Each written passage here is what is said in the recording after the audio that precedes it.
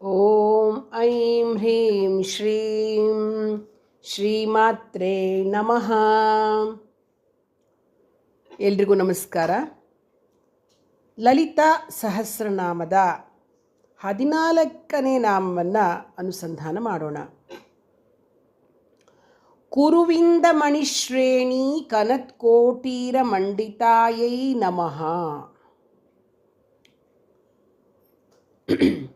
ಇಲ್ಲಿ ಅಮ್ಮನವರನ್ನು ಕುರುವಿಂದ ಮಣಿಶ್ರೇಣಿ ಕನತ್ಕೋಟೀರ ಮಂಡಿತ ಎನ್ನುವ ಶ್ರೀನಾಮದಿಂದ ಅನುಸಂಧಾನ ಮಾಡ್ತಾ ಇದ್ದೇವೆ.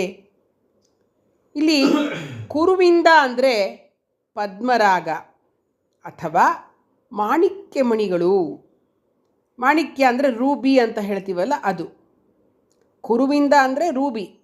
ಮಾಣಿಕ್ಯ ಮಣಿಗಳ ಶ್ರೇಣಿ ಅಂದರೆ ಸಮೂಹದಿಂದ.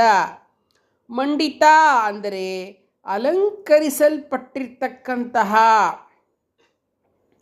ಕೋಟೀರ ಅಂದರೆ ಕಿರೀಟದಿಂದ. ಕನತ್ ಅಂದರೆ ಶೋಭಾಯಮಾನಳಾಗಿ ಪ್ರಕಾಶಿಸುತ್ತಿರ್ತಕ್ಕಂತಹ ಜಗನ್ಮಾತೆಗೆ ನಮಸ್ಕಾರಗಳು ಅಂತಕ್ಕಂಥದ್ದು ಈ ಶ್ರೀನಾಮದ ಸಂಕ್ಷಿಪ್ತ ಅರ್ಥವಾಗಿದೆ. ಕುರುವಿಂದ ಮಣಿಶ್ರೇಣಿ ಕನತ್ಕೋಟೀರ ಮಂಡಿತ. ಪದ್ಮರಾಗ ಅಥವಾ ಮಾಣಿಕ್ಯ ಮಣಿಗಳ ಸಮೂಹದಿಂದ ಅಲಂಕರಿಸಲ್ಪಟ್ಟಿರ್ತಕ್ಕಂತಹ ಕಿರೀಟದಿಂದ ಶೋಭಾಯಮಾನಳಾಗಿ ಪ್ರಕಾಶಿಸಿರ್ತಕ್ಕಂತಹ ಅಮ್ಮನವರಿಗೆ ನಮಸ್ಕಾರಗಳು ಅಂತಕ್ಕಂತಹ ಅರ್ಥ ಬರುತ್ತೆ.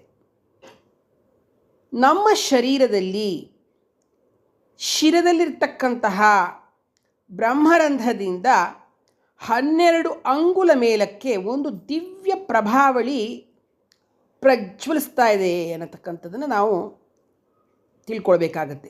ಇದನ್ನು ಋಷಿ ಮುನಿಗಳು ನಮಗೆ ಹೇಳಿದ್ದಾರೆ.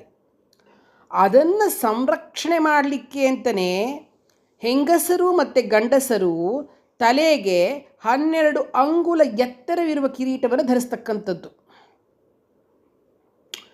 ರಾಜರು, ಚಕ್ರವರ್ತಿಗಳು ಎಲ್ಲರೂ ಕಿರೀಟ ಹಾಕೊಳ್ಳೋದು ನೋಡಿದ್ದೀವಿ.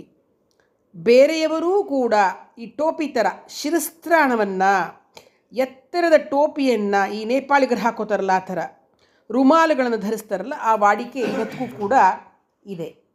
ಇದು ಕಿರೀಟವನ್ನು ಧರಿಸಿರುವುದರ ಸಂಕೇತ.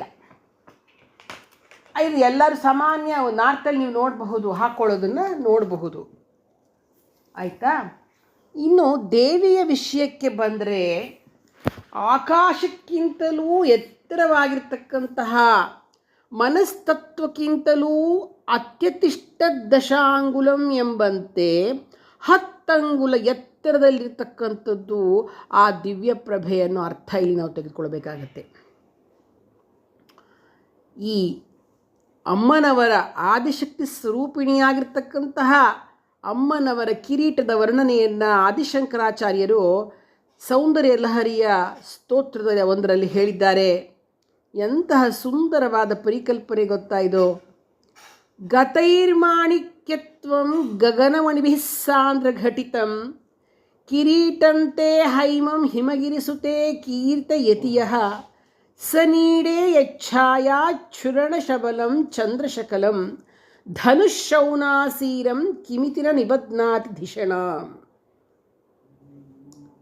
ಹೇ ಹಿಮಗಿರಿಸುತೆಯೇ, ಅಪರಂಜಿಯಂತೆ ಹೊಳೆಯುತ್ತಿರುವ ನಿನ್ನ ಕಿರೀಟವು ಗಗನಮಣಿಗಳೆನ್ನಿಸಿದ ಸಹಸ್ರಾರು ಸೂರ್ಯರ ಸಾಂದ್ರತೆಯಿಂದ ಸಂಪನ್ನವಾಗಿದ್ದು ವಿವಿಧ ವರ್ಣಗಳಿಂದ ಶೋಭಾಯಮಾನವಾಗಿದ್ದು ಇಂದ್ರಧನುಸ್ಸಿನಂತೆ ಪರಿಶೋಭಿತವಾಗಿರ್ತಕ್ಕಂತಹ ಅರ್ಧಚಂದ್ರನ ಕಾಂತಿಯನ್ನು ಬೀರುತ್ತಿರಲು ಈ ದಿವ್ಯ ಸ್ವರೂಪವನ್ನು ವರ್ಣಿಸ್ತಕ್ಕಂತಹವನು ಮಹಾನ್ ಕವಿಯಾಗಬಲ್ಲನೆಂಬುದರಲ್ಲಿ ಸಂದೇಹ ಇಲ್ಲ. ಅಂದರೆ ಇದರ ಅರ್ಥ ಸ್ವಯಂ ಅಗ್ನಿಸ್ವರೂಪನಾಗಿ ಅರುಣವರ್ಣ ಛಾಯಾ ಸ್ಫುರಿತನಾಗಿರ್ತಕ್ಕಂಥವನೇ ಸೂರ್ಯನಾರಾಯಣ. ಅಂಥ ಸೂರ್ಯನ ಮುಖವು 12 ಇದೆ. ಆದ್ದರಿಂದ ಅವನು ದ್ವಾದಶಾದಿತ್ಯ. ಅವನು ಒಂದೊಂದು ಮುಖವು ಶ್ರೀದೇವಿಯ ಕಿರೀಟದ ಒಂದೊಂದು ಕೆಂಪು ಮಾಣಿಕ್ಯ. ಅಂಥದ್ರಲ್ಲಿ ಸಹಸ್ರಾರು ಸೂರ್ಯರ ಸಾಂದ್ರತೆಯನ್ನು ಪರಿಕಲ್ಪಿಸಿಕೊಳ್ಳೋಣ. ಅದು ಕುರುವಿಂದ ಮಣಿಶ್ರೇಣಿ ಅಂತ. ಇನ್ನೂ ಸ್ವಲ್ಪ ಮುಂದುವರೆದು ನಾವು ನೋಡಿದ್ರೆ ಕುರು ಎಂದರೆ ಮಾಡೋದು ಅಂತ, ನೋಡಿ ಕಲಿಯುವುದು, ಹಾಗೆ ಮಾಡಿ ತಿಳಿಯುವುದು, ಹಾಗೂ ಮಾಡಿ ತಿಳಿತಕ್ಕಂಥದ್ದು. ಇಲ್ಲಿ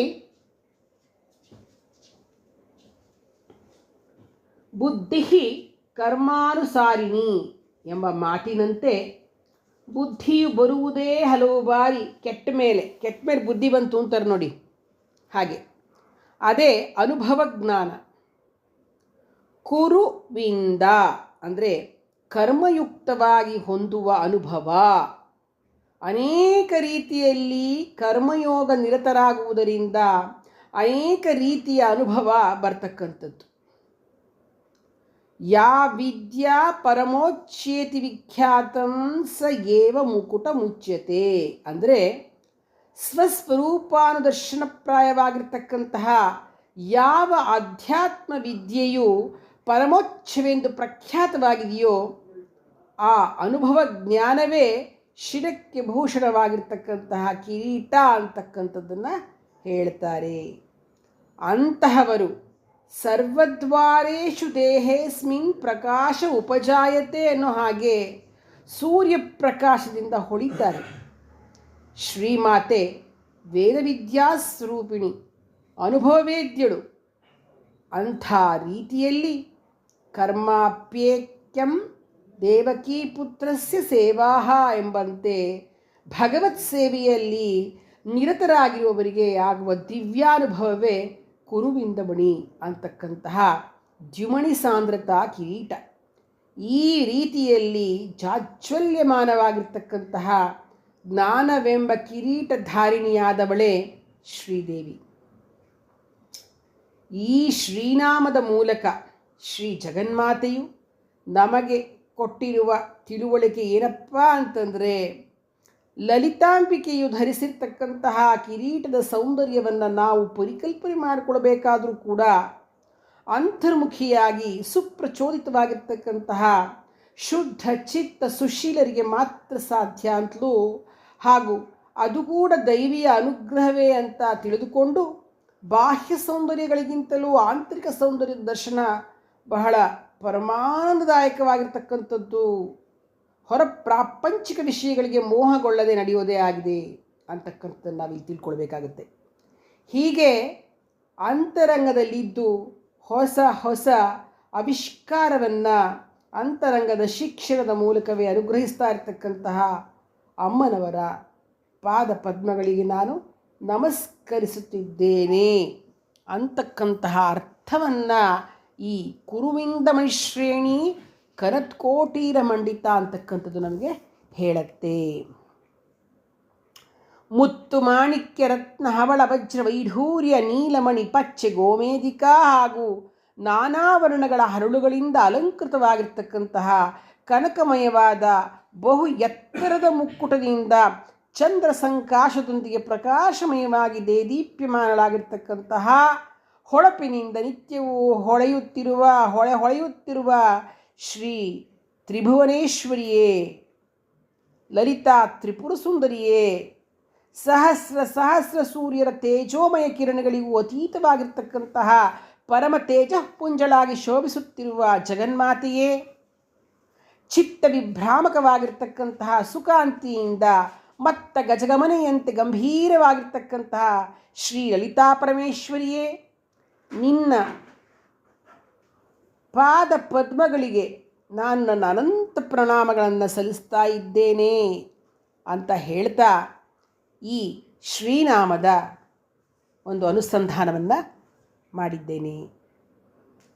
ಶ್ರೀ ಲಲಿತಾ ತ್ರಿಪುರ ಸುಂದರಿ ಪ್ರಸಾದ ಸಿದ್ಧಿರಸ್ತು.